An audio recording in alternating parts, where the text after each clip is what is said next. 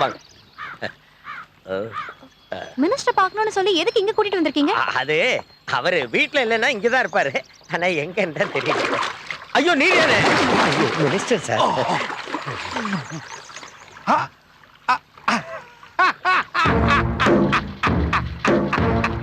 ஏன் சிரிக்கிறாரு எனக்கு தெரியல. கலெக்டர் அம்மா கொஞ்சம் உட்காருங்க. இல்ல சார், நான் ரூம்ல வெயிட் பண்றேன். ஏய், பிரியா அலெக்சாண்டர் ஐஏஎஸ், ரொம்ப நாளா நான் உன்னை பார்த்துக்கிட்டு தான் இருக்கேன். இந்த மினிஸ்டர் கணபதியை பத்தி உனக்கு ஒண்ணுமே தெரியாதம்மா. சரி, அதெல்லாம் போட்டோம். நான் விஷயத்துக்கு வரேன். அந்த நெல்லி குப்பத்துல இருக்கிற பிச்சைக்காரங்களெல்லாம் காலி பண்ணி அந்த இடத்தை எனக்கு ஒப்படைக்கும். அந்த மணிக்கும் ராமுக்கும் பெரிய கான்ட்ராக்ட் பண்ற தகுதி இல்லைன்னு சொல்லி மீதி இருக்கிற 1000 கோடி ரூபாய் கான்ட்ராக்ட நம்ம குண்டப்பாவுக்கு கொடுக்கணும். அத உடனே செய்யலன்னா என்ன நடக்கும்னு எனக்கே தெரியாதம்மா.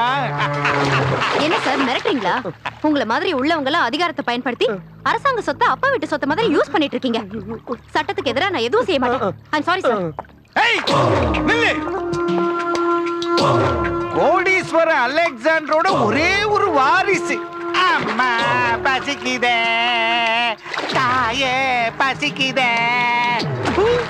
தெரியுண்டி உன் வரலாறு எனக்கு. ஐஏஎஸ் படிச்சாலும் ரயில்ல பாட்டு பாடி பிச்சை எடுத்த உன் புத்தி இன்னும் போகல. எங்கடி உன் அப்பன் அந்த பிச்சைக்கார அலெக்சாண்டர்? Stop it. என்ன பத்தி எது வேணாலும் பேசுங்க. ஆனா ஃபாதர் அலெக்சாண்டர் பத்தி பேசுறதுக்கு உங்களுக்கு அருகதை கிடையாது. 3 வயசு வரைக்கும் ட்ரெயின்ல பிச்சை எடுத்துட்டு இருந்த என்ன காப்பாத்தி ஐஏஎஸ் வரைக்கும் படிக்க வச்ச தெய்வம் ரெவரண்ட் ஃபாதர் அலெக்சாண்டர். அவர் இறந்ததுக்கு அப்புறம் அவர் பேரை என் பேர்ல சேர்த்துக்கிட்டது உங்களை மாதிரி ஆளுங்க கிட்ட இருந்து என்ன காப்பாத்திக்கதான். ஓ, என்ன கோடீஸ்வரின்னு சொன்னது நீங்க எல்லாம் தான், நான் இல்ல. மிஸ்டர் கணபதி, நீங்க நினைக்கிற மாதிரி பொண்ணு நான் இல்ல. Good bye.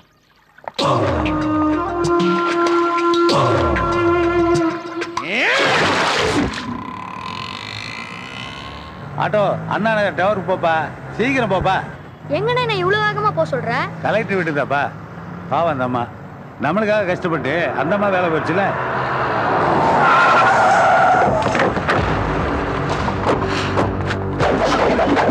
யாரா அவனுங்க? ஏய் இறங்குடா. இறங்குடா. ஏய், என்ன சட்டை பிடிக்கிற? விடுடா. ஏய், மினிஸ்டர் சொன்னா கேட்க மாட்டேல்ல, இப்ப நாங்க சொன்னா கேட்படா. ஏய்,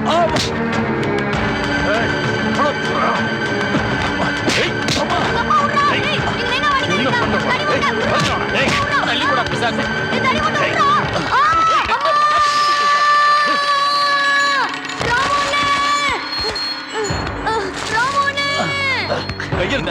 கையெழுத்து போட தெரியாதுங்க. வேலை பிடிக்க தெரிஞ்சிருந்தா நான் பெரிய மனுஷன் ஆயிருக்குல. விடுங்கயா. என்ன நக்கலா? விடுங்கயானே. அப்ப கை நாட்டு வைடா. ஏய் ஸ்டாப் பண்ணுடா. வைடா. முடியாது. போடா. ஏய் விடுடா. ஏய் வைக்க மாட்டேன். ஏய். அம்மா.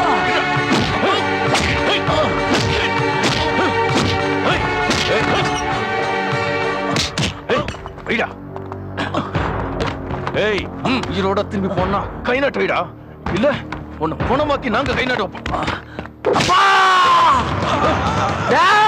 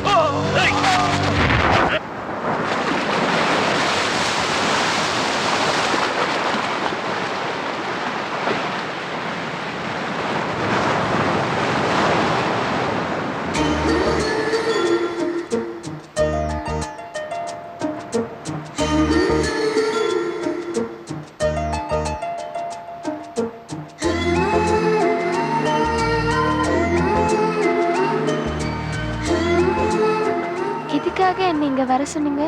இனிமே தினமும் உன்னை பார்க்கணும்னு சொல்றதுக்காக தான். ஏன் உனக்கு விருப்பம் இல்லையா? அப்படியெல்லாம் ஒன்றும் இல்லைங்க.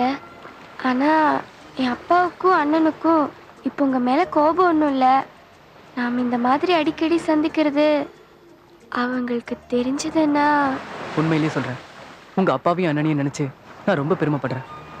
எங்க கிட்ட எவ்வளவு பணம் இருந்தோம், இன்னும் எங்க அப்பா பணம் பணம்னு தினம் அலைஞ்சிட்டு இருக்கான். ஆனா பஞ்சம் பட்டினின்னு இருந்தோம் உங்க அண்ணன் மத்தவங்களுக்காக உழைச்சிட்டு இருக்கான். ராமோட மனசுல கால்வாசி கூட தர மாட்டானுங்க எங்க அப்பாவும் இங்க இருக்கிற மத்த அரசியல்வாதிகளும். உங்க அண்ணனை நான் ரொம்ப மதிக்கிறேன். அவரோட மனசுக்காக மட்டும் இல்ல, தைரியத்துக்காக. எங்க அப்பா அனுப்பின அடியாட்களே அடிச்சு தூள் கிளப்பிட்டார்ல. உங்க அப்பாவும் அண்ணனையும் மாதிரி எனக்கு யாருமே இல்லை.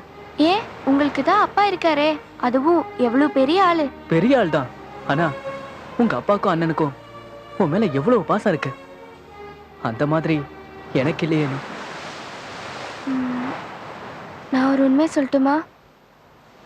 அவர் என்னோட சொந்த அப்பாவும் இல்லை, ராமு என்னோட சொந்த அண்ணனும் இல்லை.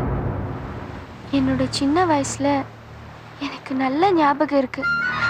பசிக்குதுமா அம்மா, அம்மா பசிக்குதுமா, அம்மா பசிக்குதுமா, சாப்பிட என்னாச்சும் கூடுமா, வயிறெல்லாம் வலிக்குதுமா, அம்மா பசிக்குதுமா, அம்மா பசிக்குதுமா, அம்மா. கம்முனு கடை, சும்மா பசிக்குது பசிக்குது என்ன?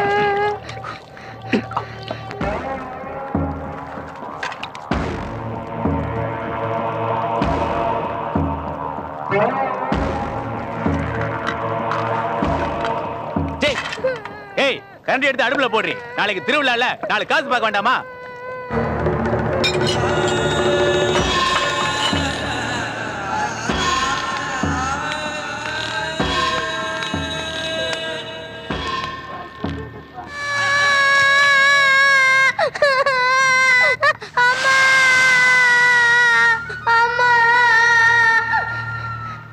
என்ன பெத்த அம்மா எங்கேயோ வாழ்ந்துட்டு இருப்பாங்க. என்னோட சின்ன வயசுல என்னை தூக்கிட்டு போயிட்டா. அந்த மிருகம் எங்களை பிச்சை எடுக்க வச்சு அவன் நிறைய சம்பாதிப்பா. பசிக்கு பச்சை தண்ணி கூட கொடுக்க மாட்டாங்க. குண்டா இருந்தா பிச்சை தர மாட்டாங்கன்னு மட்டும் இல்ல, வயிறு நிறைஞ்சா எலும்பு தோலுமா இருந்தாலும் வாய் விட்டு அழ மாட்டாங்கன்னு பட்டினி போடுவாங்க. அம்மா அம்மான்னு கதர்ன பசினால மட்டும் இல்ல, காணாம போன குழந்தை கிடைக்கணும்னு ஆண்டவனை வேண்ட வருவாங்களே, அப்படி கோயிலுக்கு வர்ற கூட்டத்துல என் அம்மா அப்பா இருந்தா என்னை பார்த்து வாரி அணைச்சு முத்தம் தர மாட்டாங்களான்னு அழுத. யாருமே வரல. அப்பதான் ஒரு நாள் ஆண்டவ மாதிரி வந்து மணியப்பா என்னை காப்பாத்துனாங்க. இனிமே என்னோட வாழ்க்கையில பெத்த அம்மாவையோ அப்பாவையோ பார்க்க முடியுங்கிற நம்பிக்கை எனக்கு இல்லை. இந்த ஜென்மம் இப்படியேதான். இந்த ஜென்மம் முழுக்க உனக்கு நான் இருக்கேன்.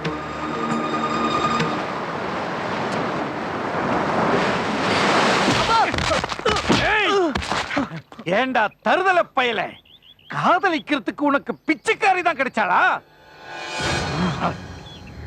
உங்க அப்பாவோட ஒரு பக்கம் மட்டும்தான் உனக்கு தெரியும், மறுபக்கம் தெரியாதா? தெரியும், எங்க அம்மாவை கொன்னவங்கிறது தெரியும். நீ எங்க அம்மாவுக்கு செஞ்ச எல்லா துரோகமும் எனக்கு தெரியும். சனியம் புடிச்சவனே,